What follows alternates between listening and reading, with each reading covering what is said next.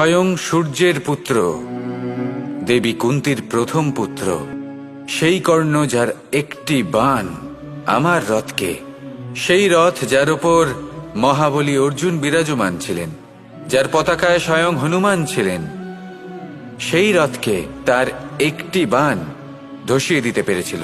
সেই কর্ণ যুদ্ধক্ষেত্রে নিজের সমাপ্তির সম্মুখীন হলেন। কারণ কি ছিল? দুর্যোধনের সাথে বন্ধুত্ব রাখার জন্য?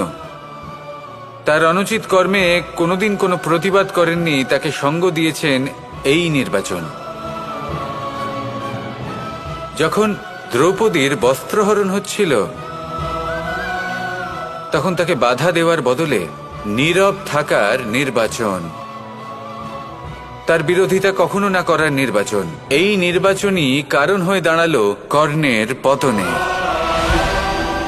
এই সংসারে সবার উপকার আপনি স্বীকার করতে পারেন, তাকে সম্মানও করতে পারেন, কিন্তু তার সামনে এতটাও নত হবেন না যে নিজের অন্তর্মনের কথাটা আপনি শুনতে না পান।